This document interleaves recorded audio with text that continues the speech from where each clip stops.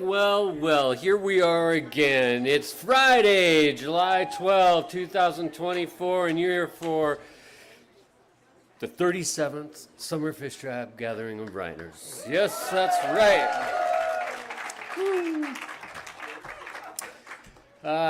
As always, it's great to see you folks who are registered for Summer Fishtrap workshops. Can you believe tomorrow's the last morning of your workshop sessions? Good golly. No, we're not going to go. It's been great hearing open mics and people just stopping me and saying, look what I made, and here's what I wrote, and I'm so excited. So that's been very rewarding, and I can feel the vibe is really happy.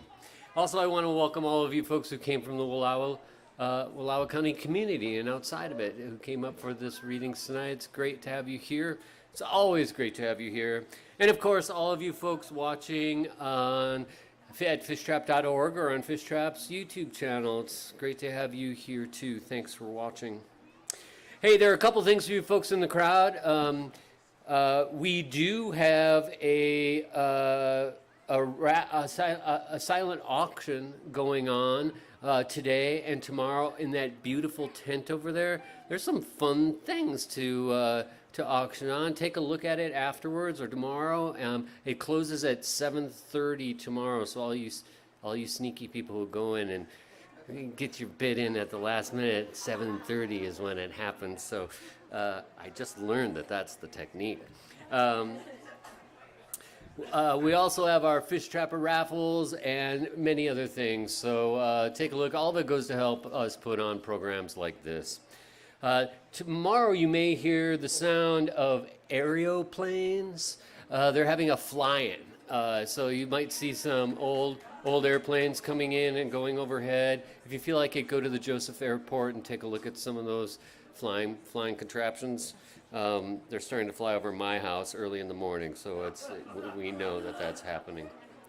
I don't have a whole lot of information more to go, but let's get on with tonight's readings. We have three of our favorites coming up to read tonight. Folks who have been to Summer Fish Trap many times and taught workshops. It's always great to have them here. Each offers a unique voice and a great humor and unique perspective in the world. Our first reader, are you all ready? Okay. Our first reader is Nina McConigley. Oh my gosh. Did you know that Nina was born in Singapore and raised in Wyoming? She earned her Master's of Arts from the University of Wyoming and her Master's of Fine Arts at the University of Houston. Her short story collection, Cowboys and East Indians, was the winner of the Penn Open Book Award and High Plains Book Award. Her work has appeared in the New York Times, Orion, Plowshares, Alaska Quarterly Review, High Country News, Oprah Magazine, Parents, Virginia Quarterly Review, American Short Fiction, and the Asian American Literary Review, among others. I remember when this next thing happened. In 2019, Nina was the Walter Jackson Bate Fellow at the Radcliffe Institute for Advanced Study at Harvard University and was a 2022 recipient of the National Endowment for the Arts Creative Writing Fellowship. Wow.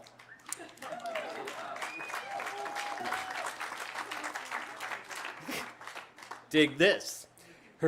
We talked about Cowboys and East Indians a second ago. Her play, she wrote a play based on Cowboys and East Indians, was commissioned by the Denver Center for Performing Arts and will have its world premiere in 2026. But that's not all, folks. Nina has 2 books forthcoming in 2026 and holds a day job at the Colorado State University. Please give it up for Nina McConigley.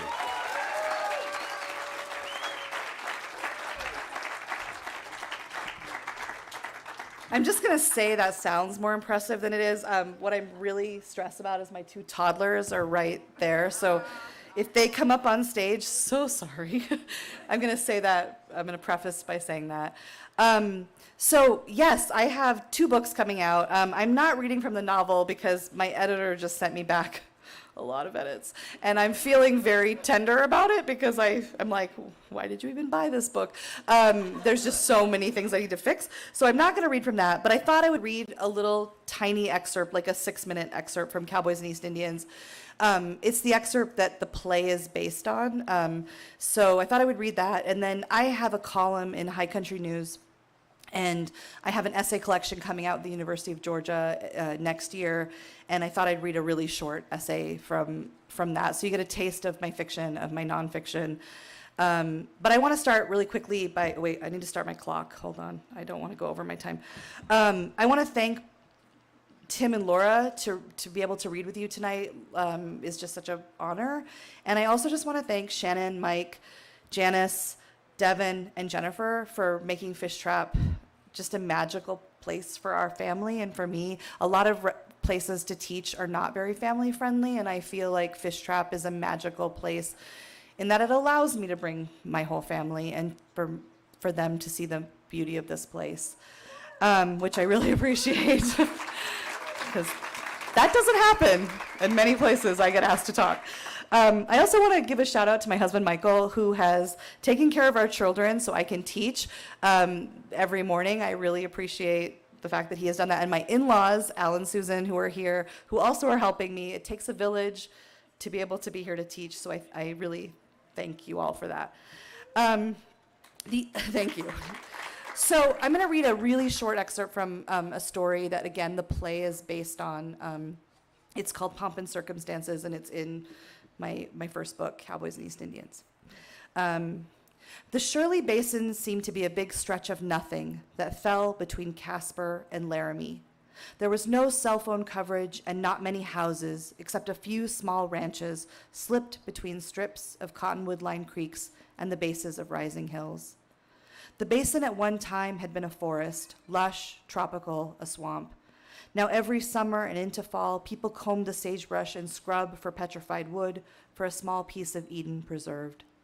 The basin is so rich with uranium that ghost towns once filled with miners lap at the edges. Low prices and oversupply has all but cut short business. In the early 90s, black-footed ferrets were released here.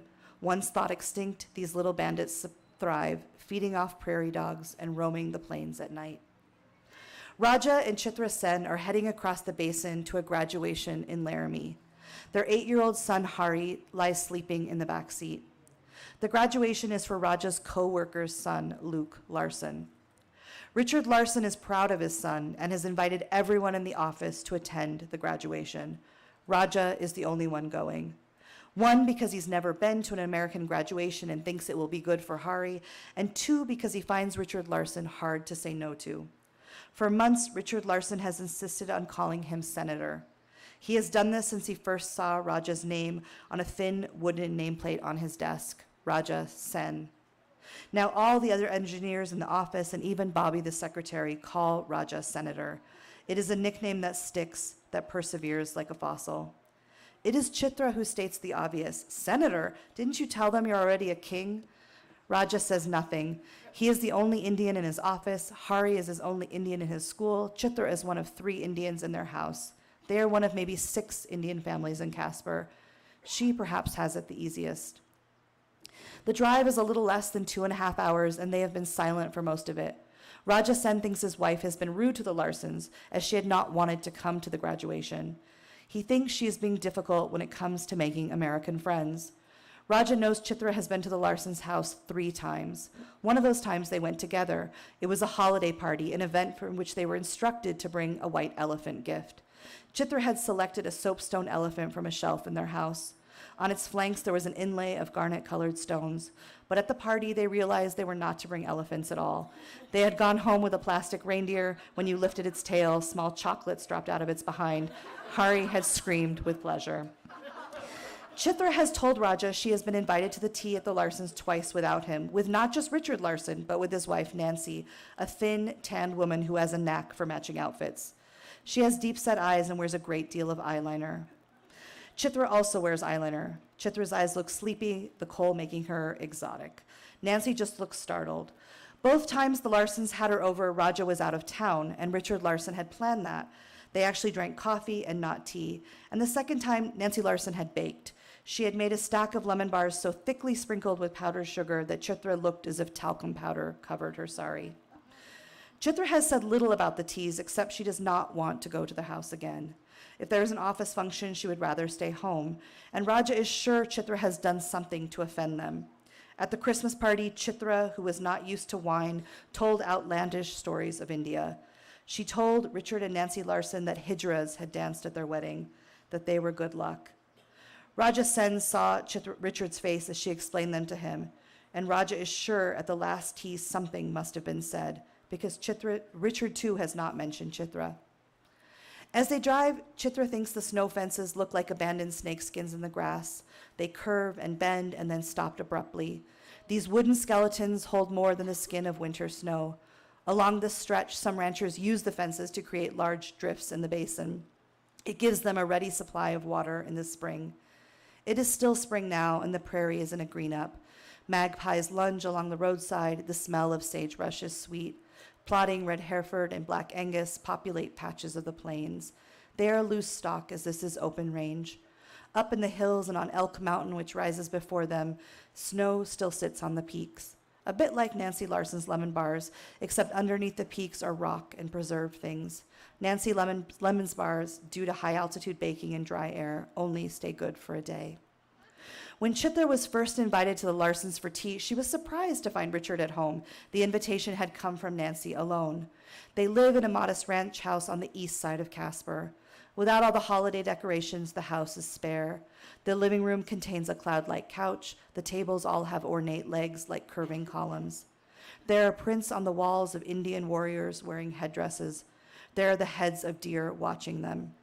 Richard is a good hunter, and every fall fills their freezer with antelope, deer, and sometimes elk. Nancy brings Chitra a steaming cup of coffee, and on the table is cream in a pitcher shaped like a cow. The cream comes out of its mouth. "Do you like Casper? Have you settled?" Nancy asked. "Yes," said Chitra, and she meant it. Before they lived in Casper, they lived in Toronto for almost a year, and before that, they were in India. Toronto exhausted her. It was full of other Bengalis, and every weekend they went to Indian party after Indian party, parties where satellite TV blared cricket or Indian movies, parties where all the wives would put on their best saris and jewelry. Chitra would spend hours preparing food.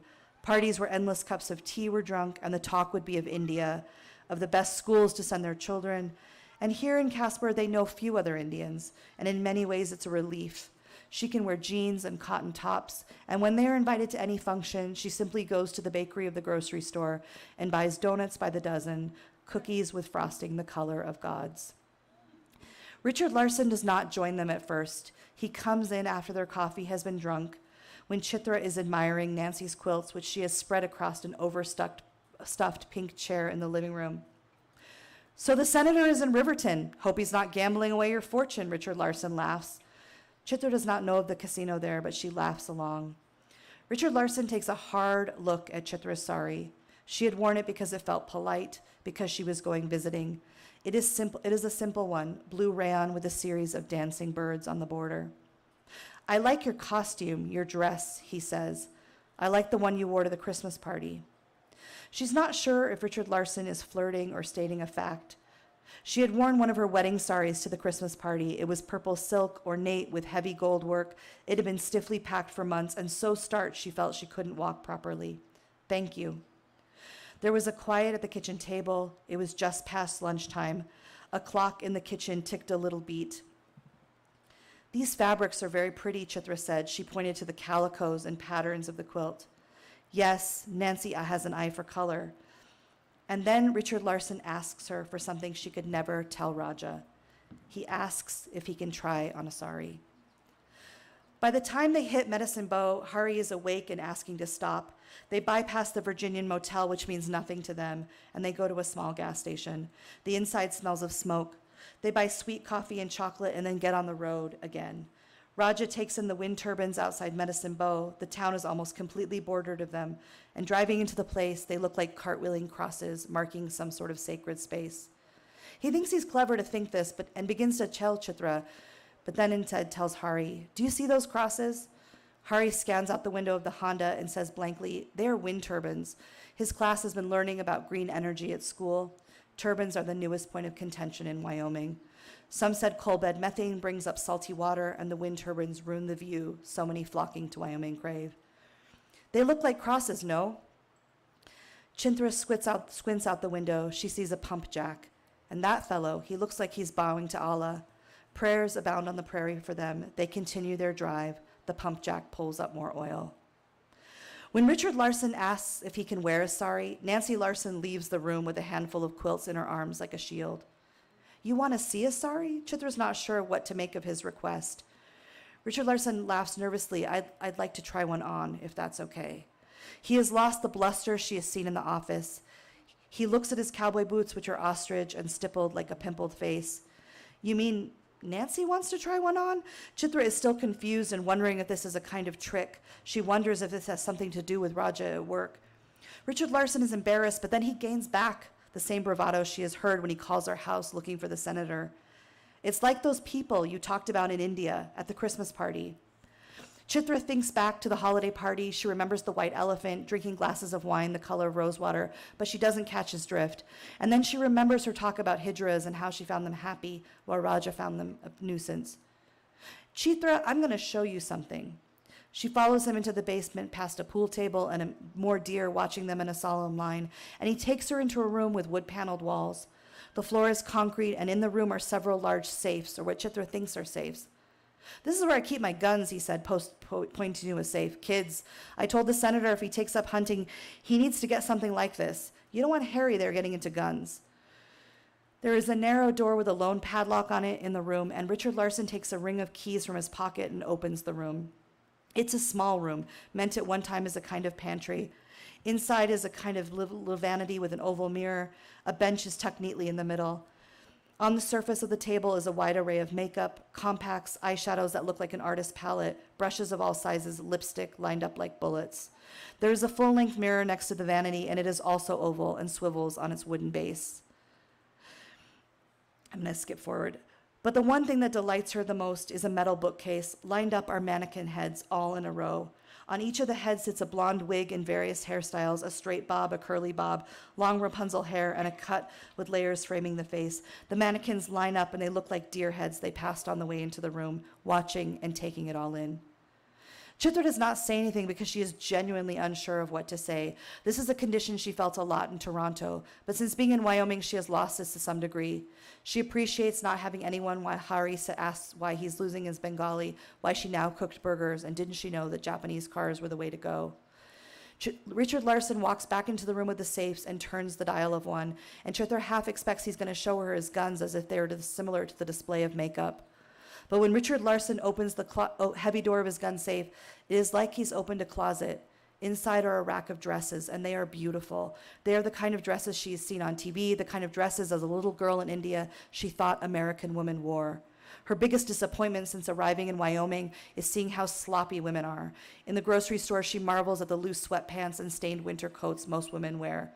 She has to give it to Nancy Larson. She's matchy, but dresses well. There are dresses that have sequins like silver fishes. There are taffeta dresses in which the fabric whirls in discrete patterns. Richard Larson, who for the most part has been quiet, says this: "I am not gay and I love my wife." Chitra nods. "Nancy's known about this since before we got married. That's 24 years now, and she's okay with it. You have to know I'm not gay.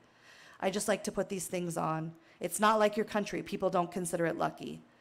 Chitra touches a pink satin dress. It's strapless and has a large bow on the waist. Along the hem is lace. She wants to explain the complexities of hijras, their place, but instead she strokes the dress. "Okay," she says, and Richard Larson sees her face. "Would you like to try it on?" I'm going to end there on that section. And I'm going to really quickly read part of an essay, and then I'm going to stop. This is a play now, and I will say the pacing's a little different, and it's pretty funny to watch people thinking the story's going a completely different direction and are very surprised.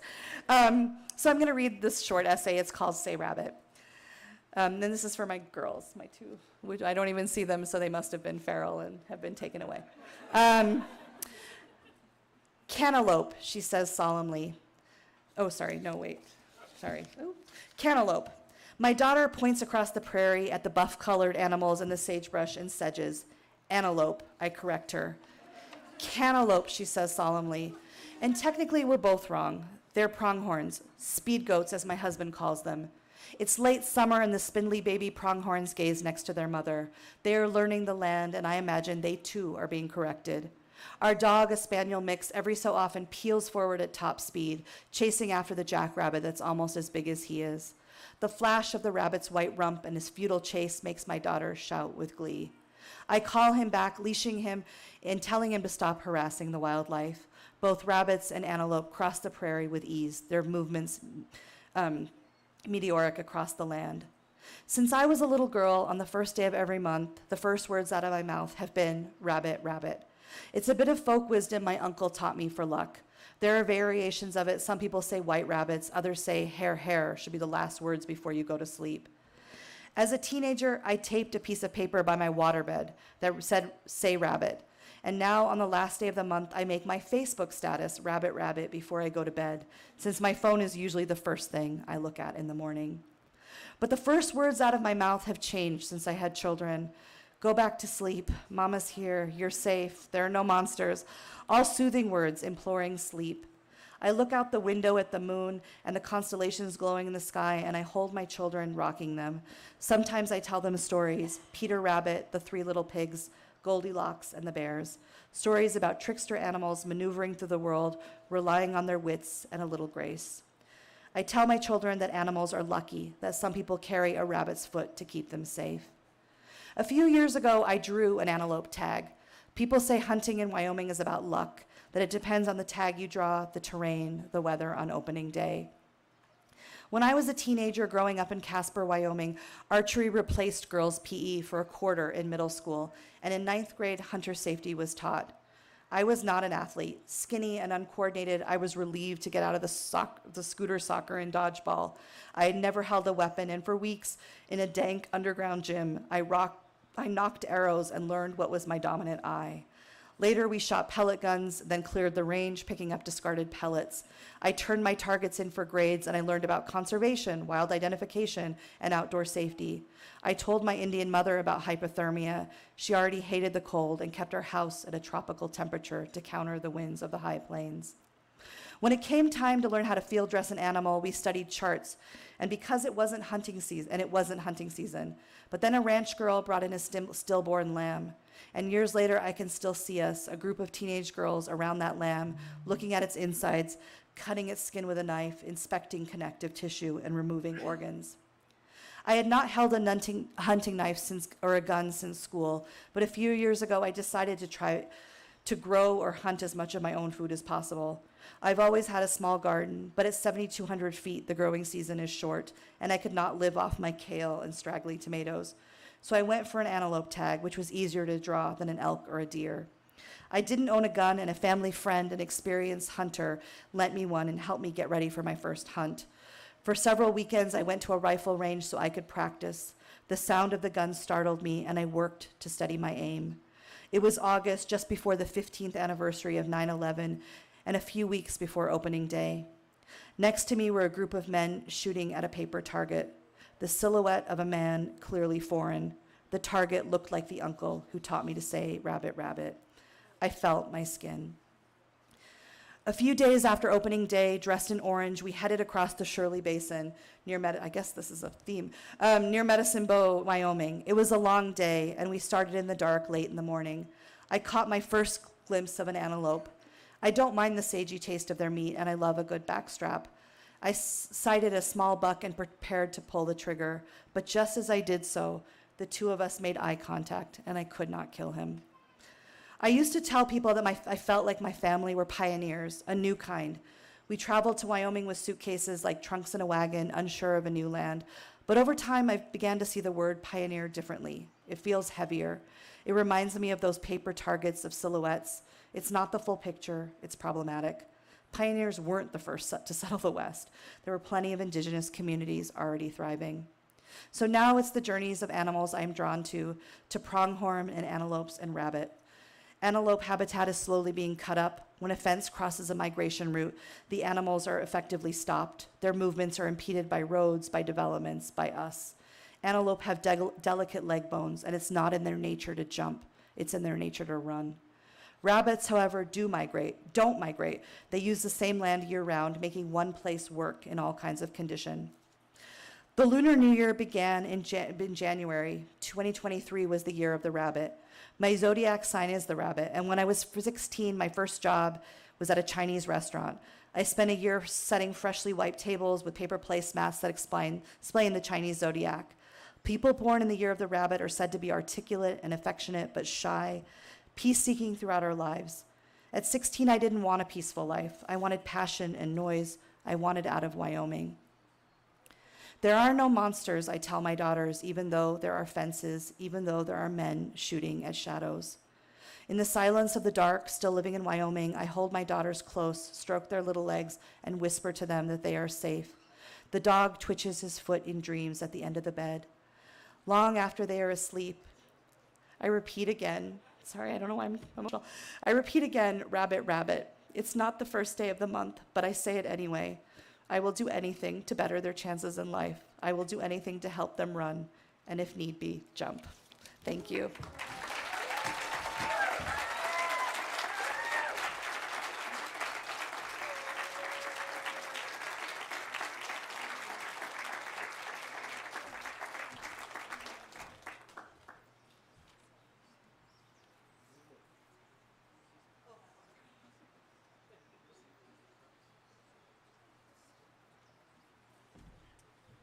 Everybody. Now we're off.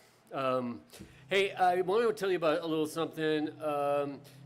Every year, Fishtrap has this program called the Year-Long Writers Workshop, and many of you know about it. Some of you don't. Some of you have been a part of it. Some of you have taught it. Each year at Summer Fishtrap, we launch a year-long writers workshop with a week at Summer Fishtrap, and then these folks connect monthly, weekly, throughout the year, and then the goal of this program is to complete a manuscript by the end of the year. And if it happens, that's great. If it doesn't, that's okay too. The thing is working on a book with the support of a teacher. This past year, the one that is completing this week was led by Perrin Kearns. And Perrin Kearns' group did something that no other year-long writers workshop group has ever done. They all completed a manuscript within the year. Yeah, and if you don't believe me, they're all on that table back there, and you're all invited to go and take a look and page through them and recognize the names and congratulate those folks. They'll have a reading tomorrow at 1:30 p.m. here under the big top, and usually the afternoon events are just for Summer Fishtrap registrants, but gosh darn public, if you want to come here and hear them, we welcome you folks from the community to come up too. Okay, let's get to our second reader. Tim Z. Hernandez is an award-winning author, research scholar, and performer.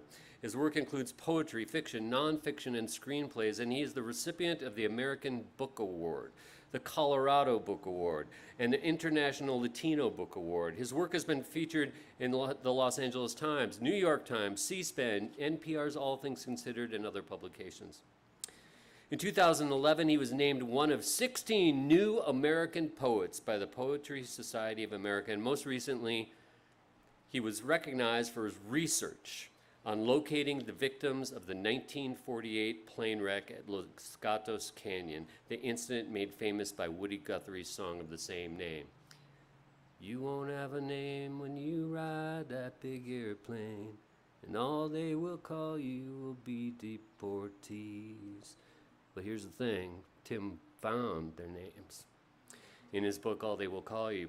And I remember, I just have a little aside here, the first time Tim came to Summer Fishtrap was 2018, and he read from the book, and afterwards he named these folks who otherwise were not named. And I was so impressed that I went and bought the book, and I had Tim sign the book, and I brought it home, and I've got a bunch of rascally musician friends, and we all love Woody Guthrie, and so as they'd come through, I'd say, oh man, you gotta read this book, you gotta read this book. And I loaned it to one of my globe-trotting musician friends, and as we know, when you loan a book or a record, 30-70 chance it's gonna come back. And every once in a while I'd ask him, I'd say, hey man, do you still have that book? He said, oh, I had to have so-and-so read it, and I had to have so-and-so read it. The last I heard, my signed copy of All They Will Call You is on a tour van somewhere between Brussels and Madrid. And that makes me happy. Tim Hernandez holds a BA and MFA in Writing and Literature from Bennington College and is an associate professor with the University of Texas El Paso's bilingual MFA in creative writing. He was born and raised in California's Central Valley, but now lives in El Paso, Texas, with his kids. Welcome, Tim Hernandez.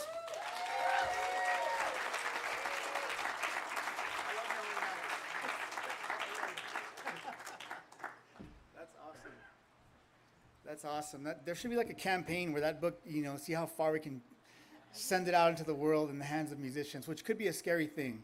Don't swab it for, at any point. But anyway, I'm actually going to be reading. So that journey that Mike just mentioned has been an ongoing journey that I've been working on for 14 years now. And I just finished, recently finished writing the sequel to that book, which was titled All They Will Call You. And I'm going to, as promised to a few people, I'm going to be reading an excerpt from that forthcoming book tonight. It will actually drop in September. It comes out in September, so you'll get a little preview of that. But I'm going to, first I want to say thank you, Mike, Shannon, whole Fishtrap team, Devin, also to Becky, the bookstore as well. Thank you so much. Everybody who makes it happen. I know I'm probably forgetting because it's a big team, but I'm so grateful and honored to always be invited back to Fishtrap, including next year. So I appreciate that. Thank you so much. Yeah, absolutely. Yeah, no, absolutely. I'm kidding. He hasn't invited me, but I'm just trying to put the pressure on, Got to put the pressure on. I put my name in the hat right now, man. So, tonight, as my offering to love, I'm going to, the theme of what I'm going to read is invocation or invoking as an act of love. And walking around Fishtrap, this area around Wallowa Lake, I remembered the first time I came to Fishtrap, and I had my children with me, my son Salvador and my daughter Rumi, and they loved it here. And lately, Salvador's been visiting his mom, and I haven't seen him for some time, and I just started to really reminisce and have these memories of him walking around here. And it was funny because I remember we went into the kitchen where they were serving food, back in 2018. And I walked in and I was trying to show my son, like, how do you get in line and everything. But I mean, this is like maybe the second day we were at Fishtrap, and all the cooks and everybody comes out and they go, hey, Salvador, what's up, my man? And he was like, hey, John, hey, whatever. And I was like, how do you know everybody here? Like, oh yes, he keeps coming in and asking for extra cookies. So I'm reading two pieces tonight. One is a poem. The first one is a poem, and then the second, the next two excerpts are from this book, They Call You Back, and they're both inspired by my son Salvador. So I dedicate this reading to him. And I dedicate this poem to all of our sons. The Talk, a talisman for Salvador. In here, my son, when I give you consequences, you can trust it is from love. It is not from hatred or some misdirected hostility over the angle of your cheekbones, or because you are invisible and therefore discardable, or because you are too visible and therefore a threat.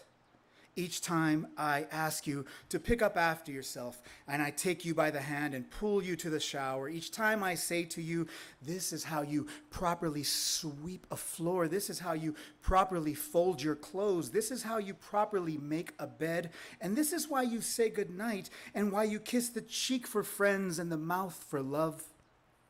It's why I tell you no means no, because it does. This is how you speak to people with respect and your elders with reverence. This is why I cannot let you get away with small words like shit or damn or fuck. And it's why I practice these words away too and blow it at every opportunity. Because in here you are a loved boy. In here, I will handle you with care and tenderness, and I'll correct you with purpose. And I'll allow you the space to fall and fail and try again and cry and ask questions without answers and guess without shame and live your mistakes out loud without judgment and still consider you in here a warrior. Out there, my son, love doesn't come so easily. Out there, they will not exercise patience with you. Out there, they have made up their minds about you.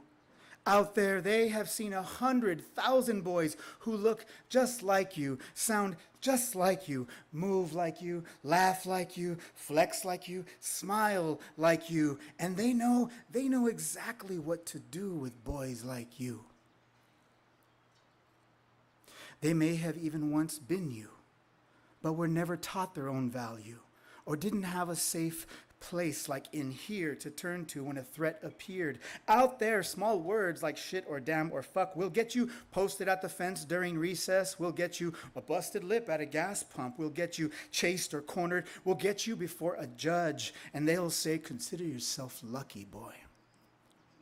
Out there, they got no love for a dark-skinned brown boy with black hair, black pupil, and light and love in his eyes and joy on his face, confident with his place in the world. Out there, how easily they forget that you are somebody's son, and they don't know, how could they? How could they know that when you were born, you spent 3 months in a glass case? All we had then to connect with you was voice. All I have now is voice. So we sang to you, your mother and I whispered goodnight, sang good morning to you, and we came to rely on the invisible as I am relying on it now. This isn't a poem, nor a prayer. This is in every way a talisman. If I speak these words into being, the universe could not possibly be so sardonic as to target you. These words, this paper here, is my offering to the malign deities of fate. I present to you, dear world, dear universe, this boy of color, this man of color, this tender and beloved child of your country, the youngest brother of 3, this son to a Mexican mother and a father who is still finding his way, this boy, the endling of Hernandez men who walks the sidewalks and dirt paths, a human worthy of dignity. Let him walk, let him stumble, let him fall, let him rise up again. Let him carry the burden of his own errors. Let him carry the burden of his own errors. Give him room, give him grace to evolve and grow and shrink and correct himself, but give him room. No, out there is not in here, my son. Out there, they will not call you by your name, will not honor the history of your 3 regal syllables. Sal, salt of the earth, your inheritance. Va, salva, to go, to fly. Va, salva, door, the opening, the invitation. Say it with me, your name. Salvador.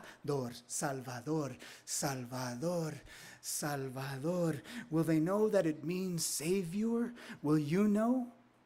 Are you listening to me? Thank you.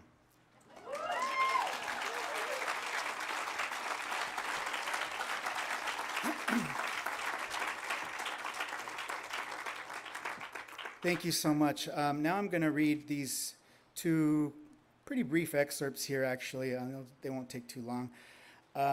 From They Call You Back, which comes out September 17th. Have I said that? I didn't see anybody writing it down, so that's all right. I'll check back with you later.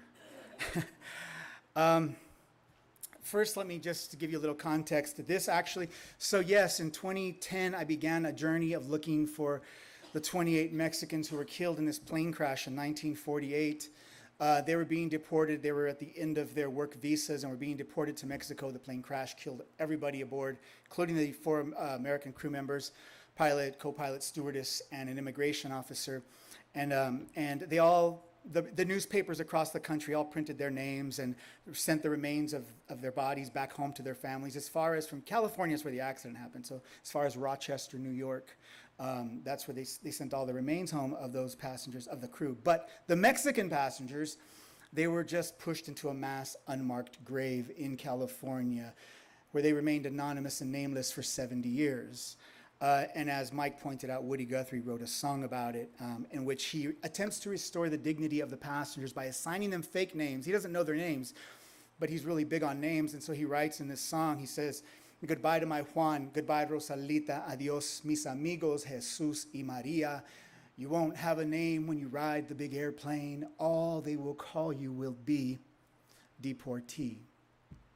It's funny, just as an aside, I did this presentation in Woody Guthrie's hometown of Okima, Oklahoma, and somebody got it from the audience, and they said, "Mr. Hernandez, don't you find it kind of interesting, though, that Woody got one of those names right? The passenger Maria?" I said, the odds were pretty good. The only female Mexican passenger, Maria Santana Rodriguez, and I did find her family actually found me in 2018. So, and they call you back, I tell their story as well. But something pretty magical happened in 2018, something that had never happened before regarding this specific incident in time. I got a phone call from the California State Senate, and they said, "We want to formally recognize and apologize at the Senate floor at the state capitol for this incident. So can you come on January 29, 2000? Thank you. Yeah, appreciate that. Thank you. And so we went there, and at the time, I think I had found about 5 families, so the families came there with me. They went to the state capitol, and it was a pretty magical event. And I'm going to just read you the beginning of that, and then I'm going to read you the end of that, and that's it. So,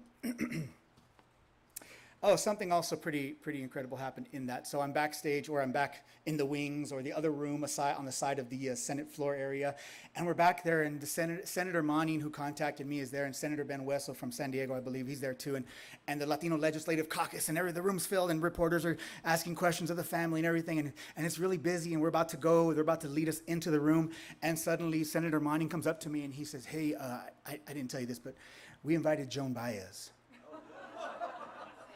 And I said, "What?" And he goes, "Yeah, and she's here." And I said, Where? And he goes, "She's behind that door practicing." And I went, "Or rehearsing." And I went, "That door?" Joan Baez is on the other side of that door. He's like, "Yeah." Anyways, I lost my mind at that point. So it was really interesting. So I'm going to read to you the first part of this story, and I'll read the last part.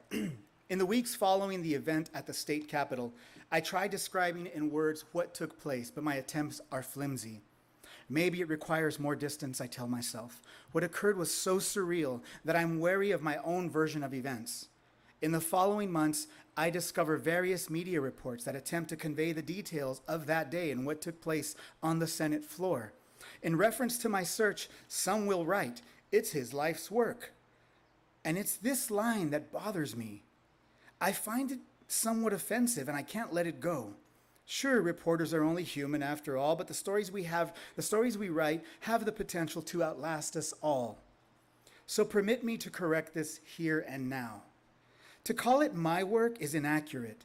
It assumes that the interest of this story is purely my own, as if it's been a unilateral decision to spend the last 14 years of my life searching for the surviving family members of the unknown victims of what came to be known as the worst plane crash in California's history.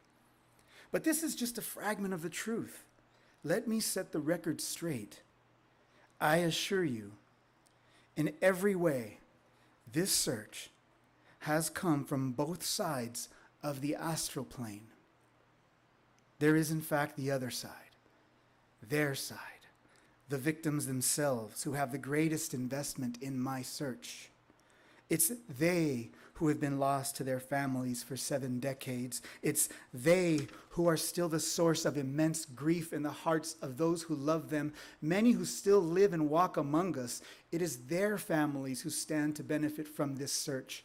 It's just too easy to forget, and at times I have, that this is not my story. This is their story, and I'm but one minor character inside of it, for they too speak. They too have their say in the matter. They the anonymous spirits, for who almost half a century have existed only in the quiet margins reserved for ghosts and memories of the disappeared. And they continue to find me.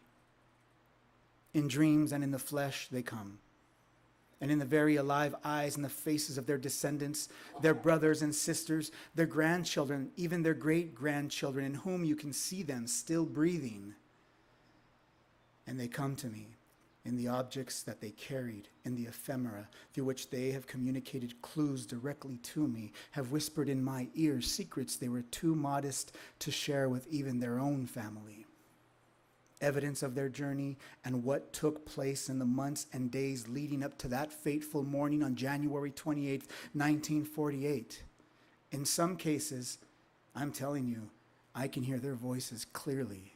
So clearly, I can tell you how in the last days before 21-year-old Alberto Raigosa Carlos was killed, there was an innocent quality in his voice, a kind of timid undertone as he penned his last words to his sister Carlota from a boarding house in Salinas, California. He writes, "Please, Carlota, please, let me know if Daniel is coming back to Salinas." 3 weeks later, he'd be burned alive in a plane crash at Los Gatos. Now, you might think I'm exaggerating with all this talk of ghosts or that I'm being metaphorical, but you're wrong.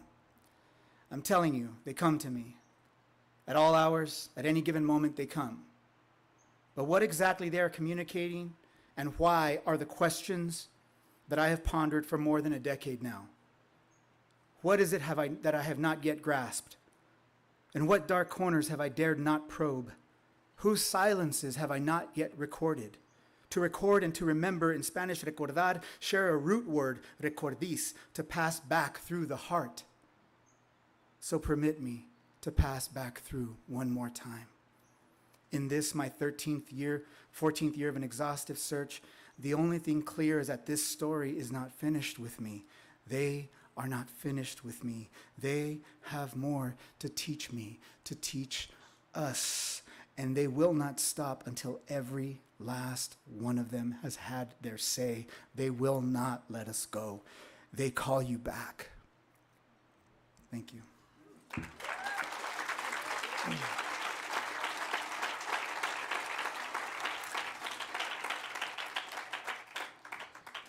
So I'm going to conclude now with the conclusion of that moment there at the State Senate. So now is the time. We're going to do the thing. They're going to lead us out of the room. And Joan, this was actually a pretty cool little aside that I'm not going to read from, but I'll just share with you because it's a pretty cool thing. So Joan Baez finally does come out of the door. She does come out, and at that, right before that, Senator Manning is like telling everybody to get out of the room, making all the reporters get out of the room. Everybody's out of the room, out.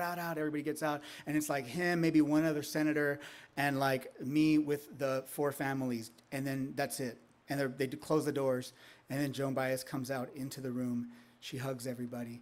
Now, Joan Baez, it's important because she's the first one who, Pete Seeger's the first one who recorded the song, but hers is the first one that really took it worldwide when she recorded on her album, which I think was in 1961, maybe? I might be wrong on that date, but she recorded the song, Deportee, Plain Rick at Los Gatos. So she had sang this song all these years, but never to the family that the song was about. So this is the first time she does that. She comes into the room, the families are all there, she hugs them all, they're all holding pictures of their relatives, and she sings. Her guitar just magically appears. It just magically, whoop, whoop, whoop, whoop, whoop. She's like, "Are you ready?" And she sings the song just for us. So now it's time. Senator Manning guides us through a labyrinth of hallways. Joan Baez has her arm threaded through mine. "Let's see where the halls are going to take us," she says. "It's so surreal. I'm out of my skin, and I'm trying to stay focused on the purpose for being there, of course. But in this instant, the excitement is electric, and it feels like an illusion, all of this. We arrive at 2 large wooden doors. People in suits are eyeing us. The doors open to the Senate chambers." Now, this is true. There is a video of this moment online. And I'm glad, because if I wasn't able to see the video, I would not be a credible keeper of this story. The room is red. white columns everywhere. The video opens with Senator Ben Hueso addressing the chamber about the history of the plane crash. Meanwhile, behind him, all of us are being ushered in. At 20 seconds on the video, to Hueso's right, Jaime Ramirez is the first to appear with his wife, Lilia, at his side. He is holding the photo of his grandfather, Ramon Paredes Gonzalez. Next, Joan Baez steps forward with Rosa Maria, the niece of the passenger Francisco Duran Llamas. Next is my son, Salvador, and then me.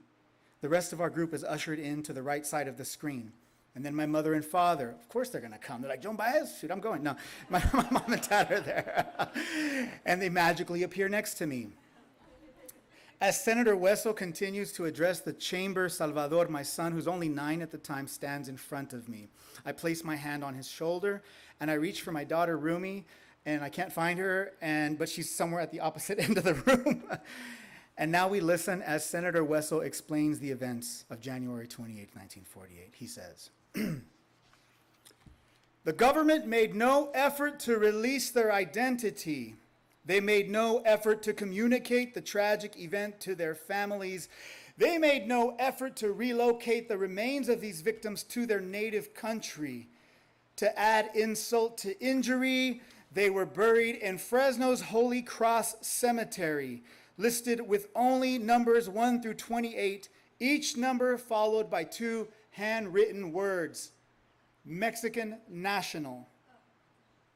Mr. Hernandez did, where are you, Mr. Mr. Hernandez did the work that the government should have done, but 70 years later. And I am honored to be able to take a moment to acknowledge this tragic event and properly memorialize the victims once and for all, and to let their families here know that they will be remembered as a valued part of the history of our state. I'd like to introduce our majority leader and ask him to properly recognize the plane crash victims that are not represented here today by sharing their names." Senator Manning steps up to the microphone. You see this in the video. He asks that everyone please remain silent as the names are being read aloud. You can hear a pin drop. Senator Manning stares down at the paper in his hands and he begins.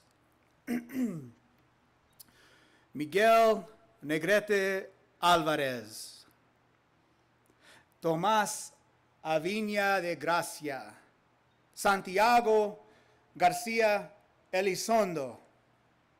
Between each name, Manning pauses for dramatic effect. After the third name is called, though, I hear my son Salvador whispering something. I nudge him. At exactly 5:02 on the video, at the bottom right of the screen, you can see my son's mouth whispering. What you won't see is me nudging him, a stealth parental tactic. Shh, shh. Manning continues. Rosalío Padilla Estrada, Bernabé López García, Salvador Sandoval Hernandez. In the space between each name, Salvador continues to whisper again and again. I nudge him. Shh. But all eyes are on us, and I'm hoping he'll just stop. At 5:19 in the video, you see Senator Hueso lean over to my son Sal, tap his shoulder. Joan glances over at Salvador too, but Sal grows bolder. Another name is called, and I hear him clearly now. I recognize what he is saying, and I don't know whether to quiet him or join him, but it's too late. They've heard him. Another name comes, and Salvador whispers again, Presente. My 9-year-old boy says, Presente, after the names of the dead are being called. My son is calling the dead into the space. Another name, Presente, he says to himself, to the air, to anyone around him. He looks around innocently. You see this in the video. He glances. Presente, he says again. Some in the room are now straining to hear what the little boy is saying. Severo Medina Lara, Presente. Elias Trujillo Macías, he says, Presente. José Rodríguez Macías, Presente. Luis Lopez Medina, presente.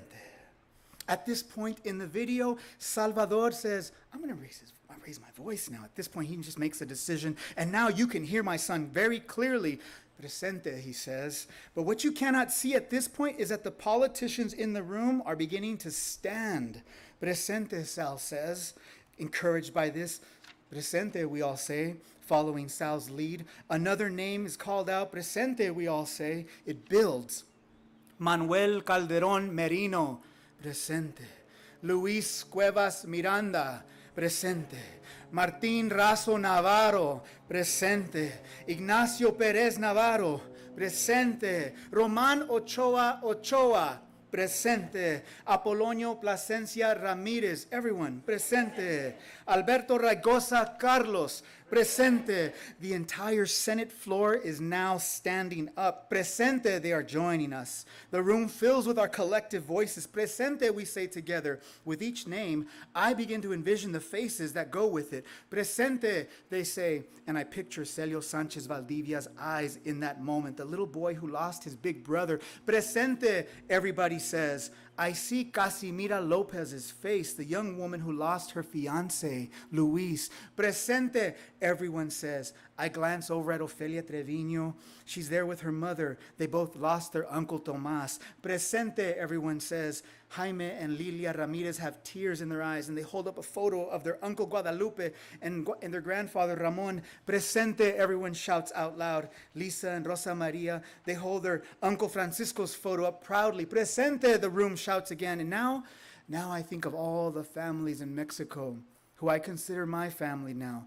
Don Fermin and Angelina and their daughter Maribel and their son Fidel, and all the kind people of Charco de Pantoja in Guanajuato. Presente, I hear out loud, my mother, my father, my grandpa, Alejandro, my grandmother, Magdalena. Presente, and of course, my tío, my uncle Virgil, who was killed. Presente. I grip my son's shoulders now, and I look at all of my children. I look at my children, I look at all the audience, and I hear them shouting, presente, into these chambers. With each name, the spirits of our collective past invoked into these chambers, all of them here with us now. Presente, we say. We know this. We feel this. Presente. We call out to them and they come. We say their names loudly. Presente. And we call to them and they come. You have not been forgotten. We could never forget you. You are here with us now. You are here with us now. Guadalupe Hernandez Rodriguez, presente. Maria Rodriguez Santana, presente. Everyone. Juan Valenzuela Ruiz, presente. Wenceslao Flores Ruiz, presente. José Sánchez Valdivia, presente. Jesús Santos Mesa, presente. Baldomero Marcos Torres, presente. Frank Atkinson, presente. Bobby Atkinson, presente. Marion Ewing, presente. Thank you. Thank you so much. Appreciate it. Thank you.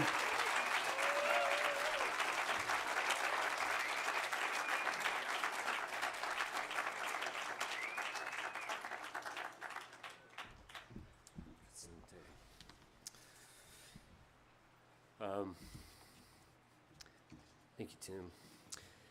This year's Summer Fishtrap is hinged on the theme, as it does every year. This year's is love. And it's been wonderful to see how that has played out with every reading, with the conversations, with the craft talks.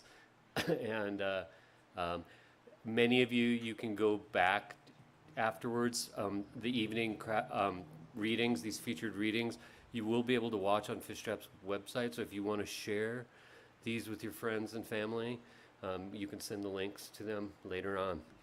I do want to say to all of you that tomorrow is the keynote address on the theme of love with Aaron of Beta. Yeah, can't wait to hear that. We also have music from, I call them a local band, but they say they're from New Orleans. The Bad Penny Pleasure Makers. They're a really fun group, and they'll be here. That is a ticketed event, so if you're not registered for Summer Fishtrap, you can get a ticket afterwards up at the booth. I hope you do. It should be a great night. Okay, let's get to our third reader. Oh, should we do a raffle? Okay, let's do it. Thanks for the reminder. Okay. What do you have?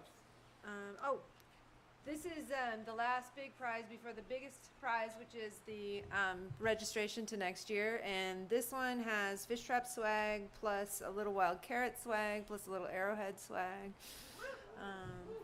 And if the Fishtrap stuff isn't to your liking, you can go and swap it out. So thank you to the growing pile here.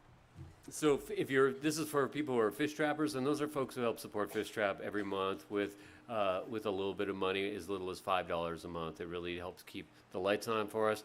And if you are a fish trapper and don't have a tag in here, afterwards do it so you can get in for the free registration next Mixed up year. good.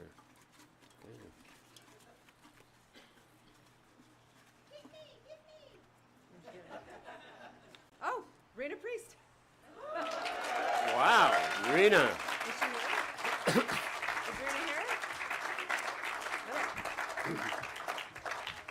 That's awesome. Rena read last night, and oh boy, each night the readings have been just so fantastic this year. It's just been really inspiring. I mean, the conversations that have happened afterwards and the next morning and the afternoon, it's been a blast.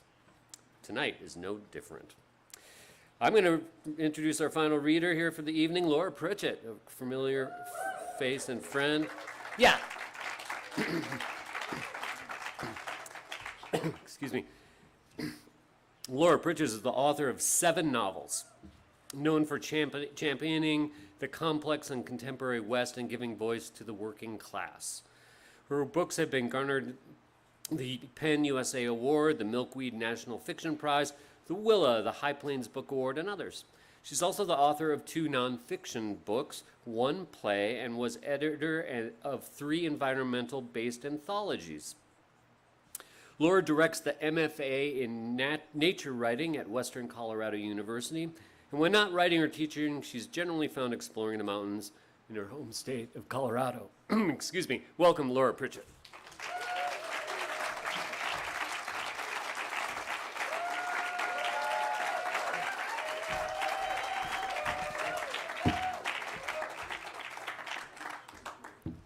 It is a beautiful day on a beautiful planet. Say it back to me. It's a beautiful day on a beautiful planet. Let's keep working hard to make it so. Keep it so.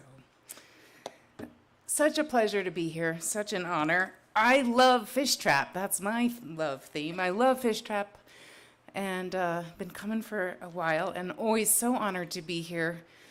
And so grateful to those in the past, Kim and Rich and everyone, and the present, the whole team, and the future, who keep making this happen. So grateful.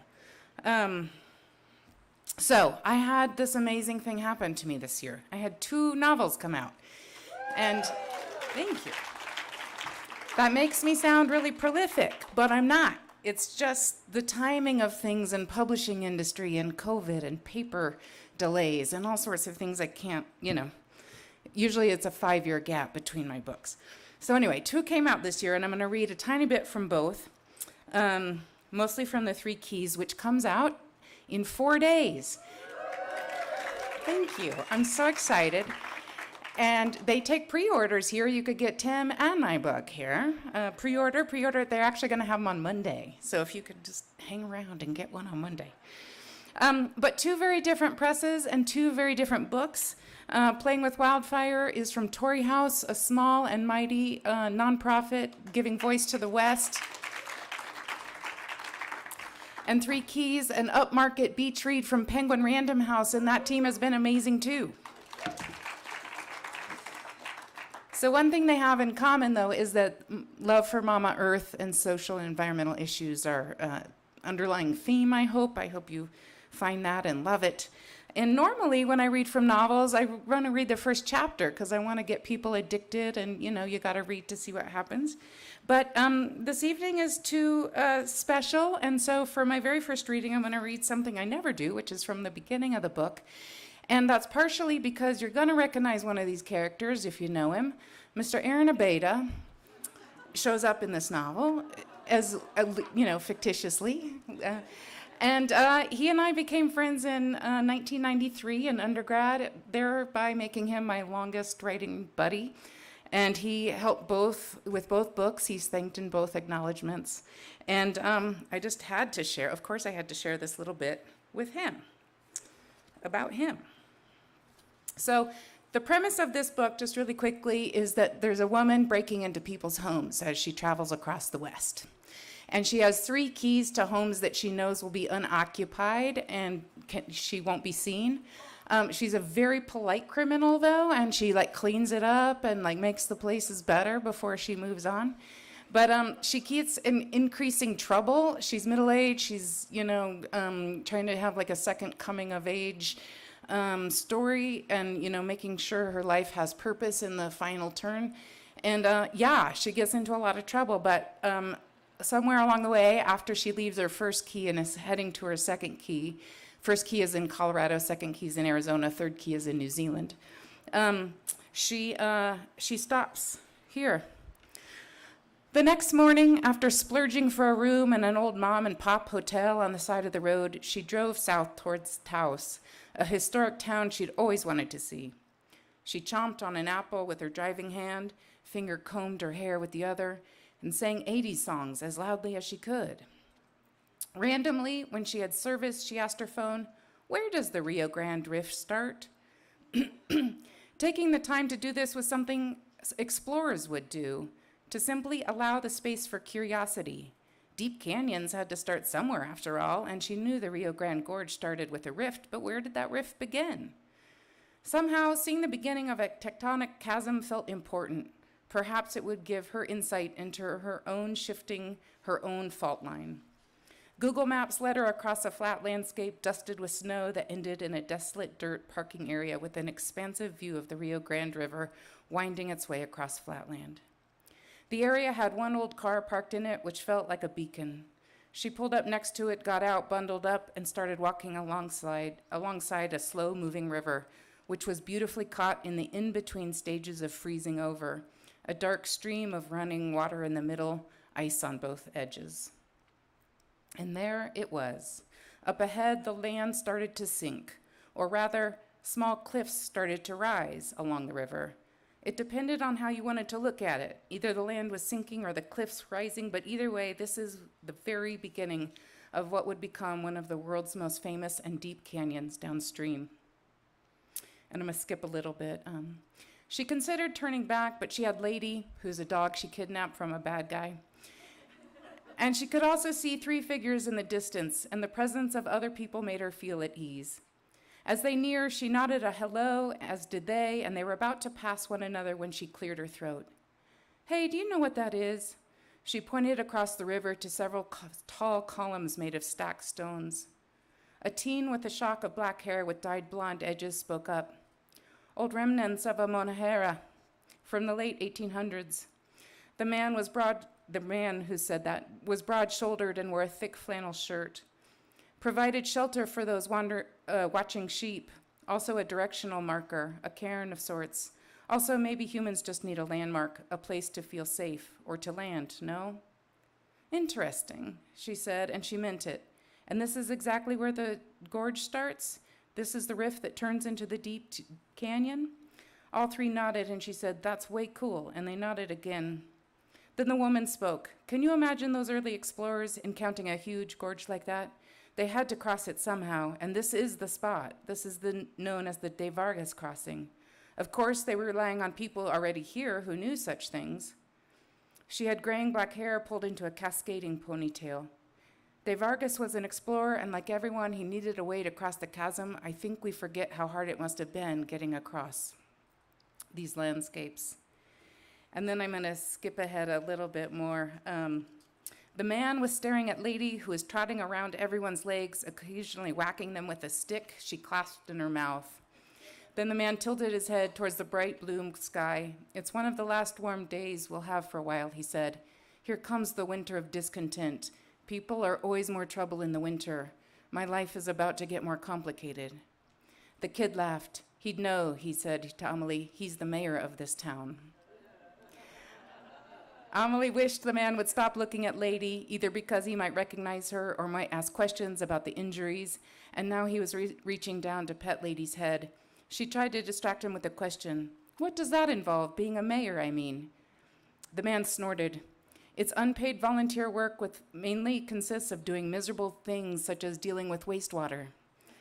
Amelie was surprised. Did mayors of small towns really not get paid? Were things in this country still so unofficial? But what she said was, "That's what you're doing today?" No wastewater today, he said. Today, I'm walking out my annoyance. Today, and then you have to read it to see what happens.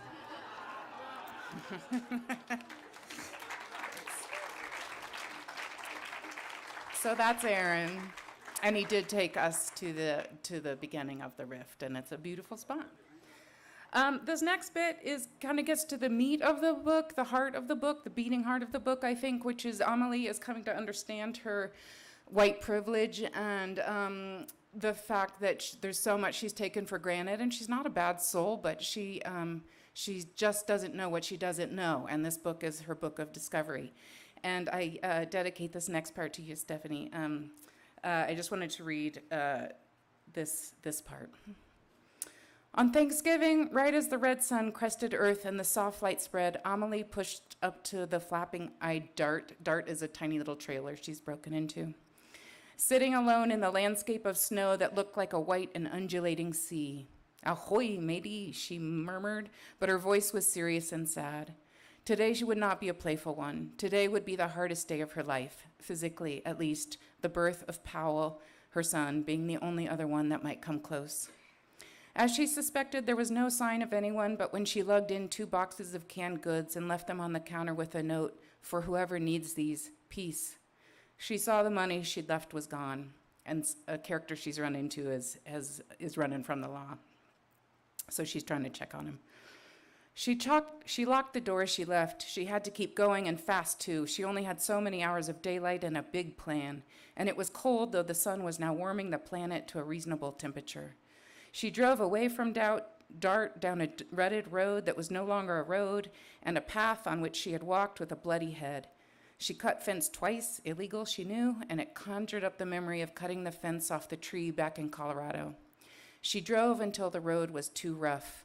The gray goose, which is the name of her old Subaru, had been bucking like a bronc and could go no more. Here, then, was her starting point. She stood for a moment, hands on hips, and took in the sprawling landscape, the gray goose ticking in the warming sun beside her. Such an enormous expanse of scrub brush and snow, and the snow was important. Her footprints would leave a trail, which is what she'd need to not get lost. Even if it partially melted during the day, as it would, there would be enough tracks to guide her. This day would push her to her limits. Perhaps what she was doing was of very little use, maybe no use. She knew she was just one woman, a white woman with limited understanding of the situation, a woman who was foolishly stepping into a situation without fully understanding it. She knew some people would judge her harshly for this, and some would cheer her on, some would bring politics in it, and there were a million ways she could be criticized. But she also knew this. She had brought Vincent, her husband, water, and it had not helped. Human beings were dying of thirst and cold out here, and water and a space blanket would help. And regardless of its virtue or not, she needed to do it for forgiveness or redemption, so she could get Vincent's dying face out of her mind, so she could rewrite the story of this place instead of remembering her cut head and her fear. She simply needed to do it. She'd worked it over and over in her mind. Yesterday afternoon, after much of the snow had been cleared, she'd driven into the town to the Ace Hardware, a pharmacy, an outdoor adventure store, buying them out of all necessary items and spending all the cash Rita had given her. She ticked off things on her list: 10 plastic bins, 30 gallons of water, all the cans of beans and soups with pull tops, all the space blankets that were available, all materials needed for first aid kits that were actually useful, including water purification tablets. The cashier had raised her eyebrow and sighed. Amelie had basically emptied her out of ointments and bandages and related items. She'd spent much of the night making stupid store-bought first aid kits into actually useful ones. Now it was all organized perfectly in Grey Goose, and now was the hard part. 10 trips, 10 different locations, a plastic tub in one hand, a gallon of water in her other, and on her back, in her large backpack, 2 gallons of water, 3 cans of food, a few space blankets, a first aid kit. It was incredibly heavy, but she'd prepared for that in her mind, which made doing it possible. She walked about a mile per drop. Some drops would be quite close to the car, others would be further, for a total of 10 or so miles for the day, which was her absolute max. Yes, others could do more, but she could not, and that was that. She was not an athlete, she was a regular person with one goal and one day. Water is heavy, very heavy. Each gallon of water weighed 8 pounds, so 3 gallons came to 24. Plus she had her own half-gallon per trip for herself. With the weight of the beans and the minimal weight of her own necessities, the pack would weigh about 26 pounds, not nothing. Indeed, her mind began to reconfigure the mileage. She might have overestimated what she could do, but she would do what she could. She'd do one thing as well as she could. Her car was the center of the clock. She'd start at the 3 p.m. position and would end up in the 9 position, thereby covering the 180 degrees of lands that rested between her and the direction of Mexico. The first 3 trips were the longest but easiest. She was rested and energetic. Twice she heard the distant sounds of Border Patrol helicopters. She wished she'd brought Lady, who would have been comforting, but she'd have to explain why and where she was going. When she found a good outcropping on the edge of a trail, she left 3 gallons of water, cans of food, space blankets, and a first aid kit under a large storage bin, put a heavy rock on top, and then she walked back to the car and started again. The 4th trip, she began to feel her left hip and knee. By the 6th trip, she was talking to herself, or rather, to an imaginary critic who warned her not to be presumptuous, not to have a white woman savior complex, that what she was doing was limited in scope and it should not be treated as more than it really was, a small drop in a vast bucket. Others were helping in much larger ways, putting way more on the line. There were bigger things to be done, such as elect politicians who cared about international trade laws and water conservation and the well-being of human beings on planet Earth. Yep, Amelie said several times in unison with each step. Yep, it's true. It's all true. My privilege and limitations are fucking enormous. But still, I think people need to live more dangerous lives.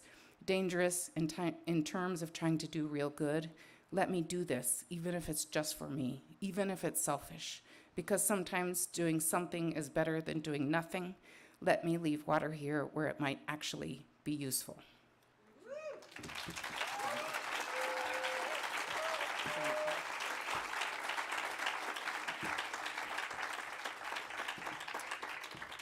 That's as upmarket beat treaty as I can get. I mean, all my books are so dark, but thank you. It's an issue close to my heart. And so I have to mention this book too. It just came out in February, and thank you. It actually was, I taught a class here 2 years ago on experimental form and technique, and that's what this whole book is experimentally told stories about a wildfire coming into town, and everybody narrates their response to the wildfire. I, at the time, was living at the edge of Colorado's largest wildfire with like bloody noses and hacking coughs, and my heart goes out to all those who are right now, I know, experiencing the trauma of wildfire. And so this book is, about the trauma of that, and I did my best to render it, and also the community that came together, right and left, and old wounds, and, everybody, they got it together, and they helped each other out. And that was true in my real life, and it's true in this book. And one unique thing about this book, it's the first time I've ever tried to write the non-human. And so there's a couple chapters narrated by a bear and a moose and a raven. And I want to read one little bit of a sky, or a pinyon tree talking to the sky. But first I want to read the dedication, because I mean this. And if any of you are out there who fit the bill, I want to thank you.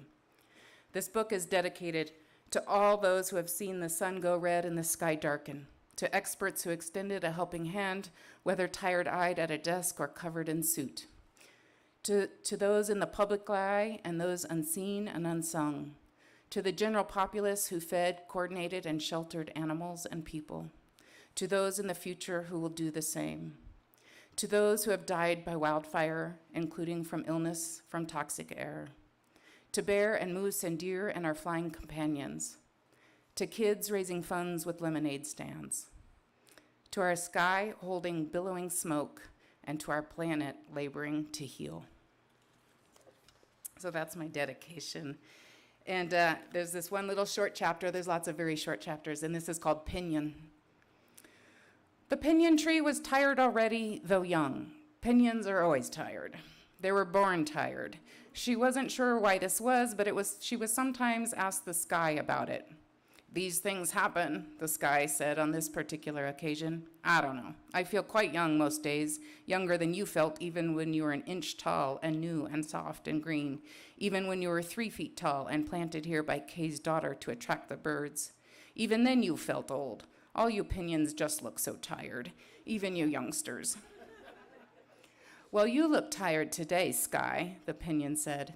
Yes, sirree, Bob, Sky mumbled sadly. Today I am. Today I contain the ashes of poetry, and all their wisdom makes me feel quite aged, quite tired with the burden of knowledge and heartache.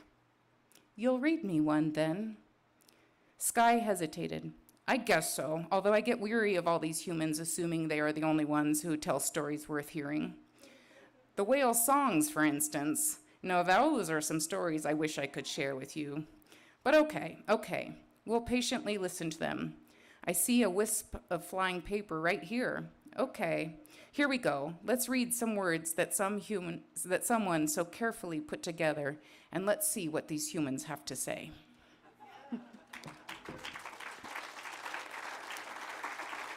Thank you.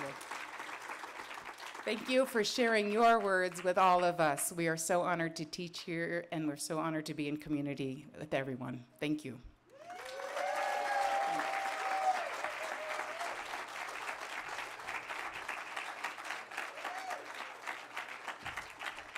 All right, Laura Pritchett, Timsy Hernandez, Nina McConigley. What a nice night.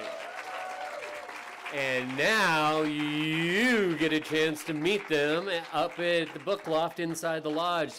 Buy a book, meet the authors, go back here and take a look at the silent auction. You can still get another drink at the bar and visit with everybody and have a wonderful night together, and we'll see you tomorrow.